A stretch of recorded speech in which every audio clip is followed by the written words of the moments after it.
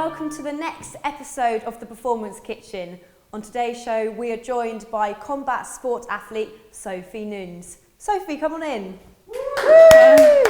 How are you? You all right? Not too bad, how are you? Yeah, good, thank you, good. So, what have we got?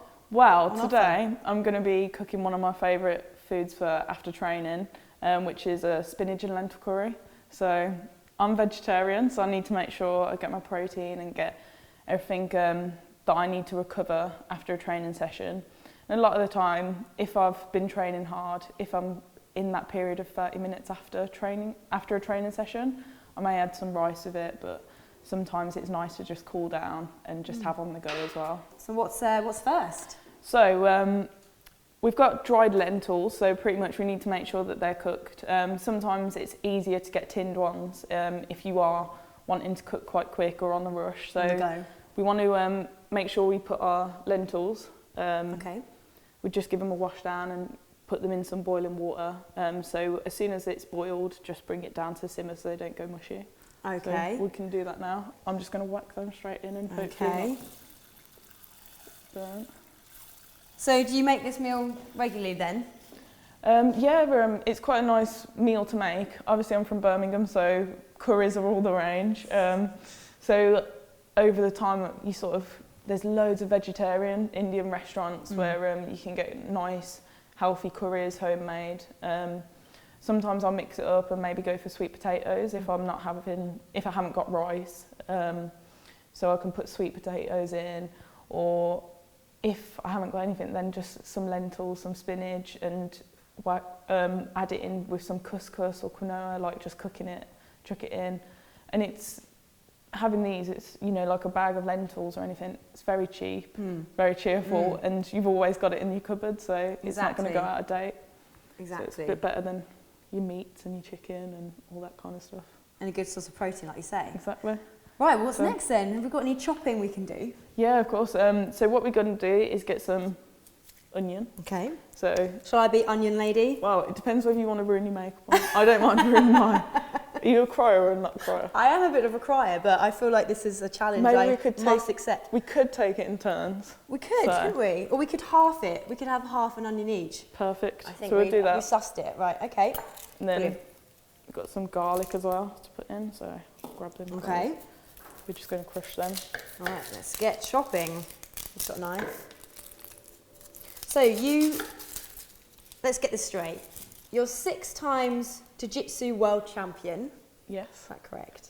That is correct. But you do so many different types of combat sports. Do you just want to explain what you do? So pretty much I started martial arts when I was 5 years old, and went to, my parents were always like, okay, daughters, let's get them into some self-defense, and went for our first training session, me and my sister. And my sister cried like a baby, and I just loved it. Really? And pretty soon after that, I was beating up all the boys at the thing, and my sensei was just like, "That's it. This is what you're going to be made. This is your thing. This is your thing." Yeah. So pretty much just went from there, and that was starting with Japanese Jiu-Jitsu when I was 5 years old. Okay. And pretty much excelled through the belt while gaining national titles every single year in Japanese Jiu-Jitsu. So I think I've got like probably 14 national titles. Wow. 14, 15 national That's titles. Impressive. The lentils look like they are. I'll leave them to chill for a bit. Pretty good. So you clearly love combat sports. Yes, very much so. Clearly, but you also coach, don't you? Yes. Well, pretty much I own my own business called Woman Sportswear, and that kind of come from being a martial artist and having to wear male clothes all the time in the gym, because a lot of clothing for women in martial arts was pink and very sexualised and very girly. Yes, and it was some MMA clothing, mixed martial arts clothing, had stuff on like saying, I jump guard on the first day, and jumping guard means wrapping your legs around someone. And all this kind of stuff. And it was just, I don't want to wear that when I'm going into a gym of, 20 men and I might be the only woman there. So I was Yeah, wearing... how was that? Is that, do you find that, do you care about that? I don't really care, like No. I'm used to it. Why should you, yeah. Women who are starting martial arts, it's a very, daunting experience and process to have to go through. So off that, making my own clothing line for martial arts, I decided to help women, and the profit we get from the clothing goes towards free self-defense lessons for women. So the lentils are drained. Yeah. What's lentils next? are drained. So what we need to do is start pretty much cooking the broth and everything, so we can put the lentils in and spinach and just get the flavours in place. So what we need to do is brown off the onions. So we just need a bit of oil. Sometimes, during camp I'll definitely use coconut oil. But if you haven't got that, vegetable oil or, well, anything's, better than nothing. Shall we get this in the frying pan? Yes, definitely. Yeah? So we'll just Sounds turn it great. up. Oh, yeah, I can hear it sizzling away. Just try and brown it off, but we can add the garlic in as Okay, well. let's add the garlic in then. Do that. And then we add the garlic in and we brown that off all together. And then what's the next key ingredient? Well, we want to add the spices in. Okay. So I like to add the spices in just so they can mix in and brown off with the garlic and onion. I'm a bit of a garlic freak. Are you? I love garlic, and because obviously you can't really use much flavouring, especially if you're dieting. You don't want to use very sugar flavoured or ready flavoured packages. So my go-to, if it's not fresh garlic, if I haven't got it, is like garlic puree. Just chuck that in. The squeezy ones. Yeah, they're great, ones, aren't they? They're great, and you can put them in with any sort of, say, corn chicken, corn mince, or like anything you use, and you can just chuck that in. Cause sort of my go-to meal would probably be, especially when I was at uni, just trying to find stuff to put together to make a meal for myself. I'd put loads of frozen veg on, sort of kale in the oven just to cook off, and then just cook a pan of like chicken, which is full of protein. Put a bit of garlic, maybe some tomatoes in with it. Add all the veg to it. Add some and then just put it with some kale. And it was just, that was kind of my go-to meal for a quick, easy meal. So Sophie's just browning off the garlic and the onions, and then we've got the spices to add next. How are you doing? I think they're pretty much done. I don't want to... Excellent. They're looking all right and smelling all right so far. Definitely smelling all right. I know you guys can't smell it, but it does smell fantastic right now. So. We can just pretend they can smell it. Exactly. Right, so we've got this to add, have we? Yes. Okay, brilliant. So we've got cumin, Let's move this. and then pepper and curry powder. So what I tend to do is just add that all in, give it a bit of a mix for a bit, and then I can add in the coconut milk and the stock and just start getting that cooked. And then after that, lentils and some stuff. Great. So. How much of this am I putting in? Let's go for teaspoon. This spoon. Yeah, that spoon. That's like between the two. Yeah, it is in the middle of a tablespoon, a teaspoon. We'll go for that, and then we can add some stuff. Yeah, chuck it in. Wonderful. And that is that's the one of them. Cumin.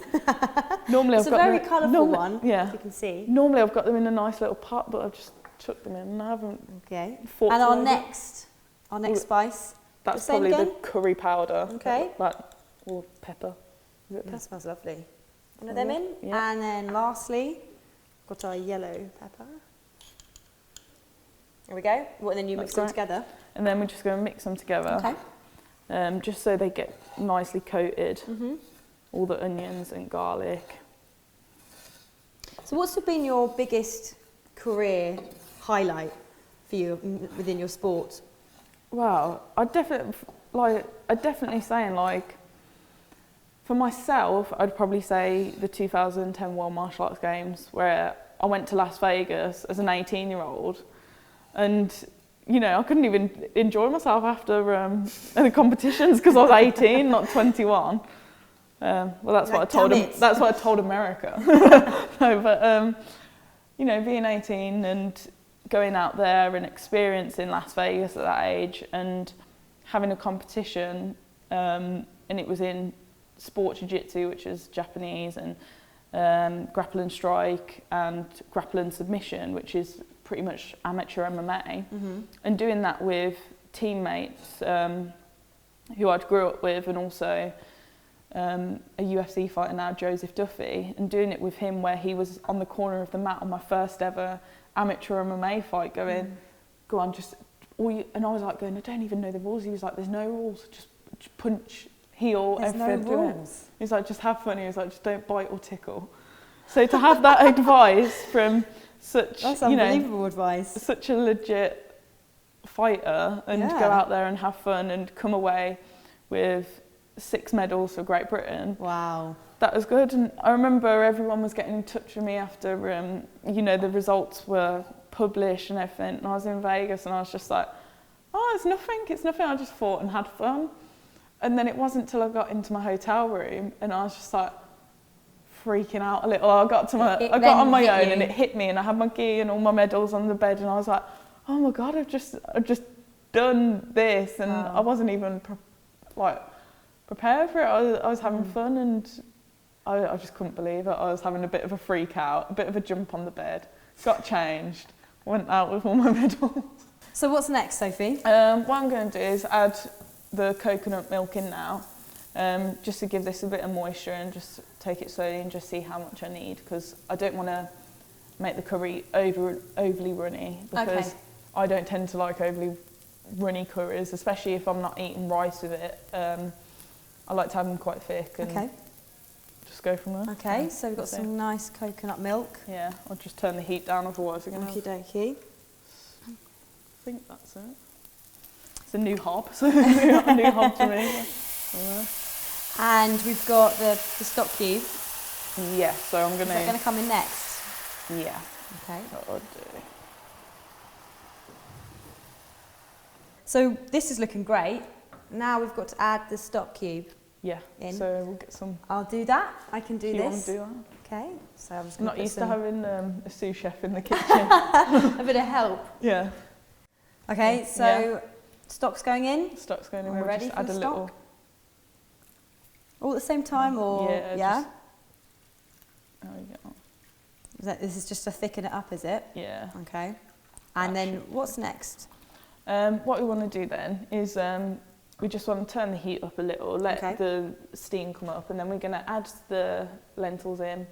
And what I like to do with the spinach is, you know, a lot of people like to fold it in, add more, fold it in. What I like to do is just pop a lot on, Okay. let it sort of soak in, and then fold it in after. Yeah, this is looking good now. It's sizzling and it's starting to thicken up. So what we'll do is add the lentils Okay. in, and just pretty much you just want to put in however much you feel like. Obviously, if you know, done quite a bit there. Okay, so you've put in about half the amount. Yeah, I'll probably add in a bit more. I just want to Okay. make sure. Well, I guess the last step is adding the spinach. Yeah, Probably, definitely. yeah? So that looks really good. So I'm happy for you to chuck all Are the you? spinach Do you in. trust me? I trust you. Good, okay. Put it all in. And I guess with this, you've got the lentils, so you Yeah. don't need rice or you know No, a carb I've to got- go with it because it's got the lentils, right? Yeah, so lentils and protein. So I don't need to worry about that too much. But if you want to thicken it up, you can add, you know, chickpeas or anything you want. You can add into here, or even sweet potato, or you know, just great way to like thicken it up and make it good. So we'll just either spinach there, and it will just soak in, and then I'll fold it in. But it's looking good. I'm happy with that. So It is looking good and it's smelling good. So that's finished now. It's really good. Probably could have done. I tend to plough loads of spinach in, but it looks really good. So what we'll do is plate it up, and then we can have a taste. Sounds good. I'm looking forward to it. So am I. Made me hungry, all this smell. We've got 2 spoons, so Try it and doesn't get have to be like Lady in the Tramp when there's just one and we share it. Look at the colours. And like you say, you don't need meat with this. You can add chickpeas, you can add lots of different things to it. Yeah, so you know, it's a really good, really healthy. Especially if you cool it down, you can just add some salad on the side. Sophie. Thank you. Right. Should we dig in? Let's hope it's good. I'm sure it is.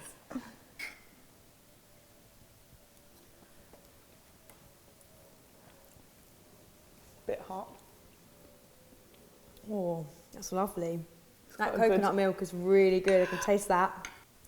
So thanks, Sophie. More It's tasting really, really great. We've got a lentil and spinach curry, and that didn't take us very long, did it? No, not at all. Super easy. Bung it all in. Tastes good. And then you can have it with rice, anything you like. Super easy, nice and cheap. Go from there.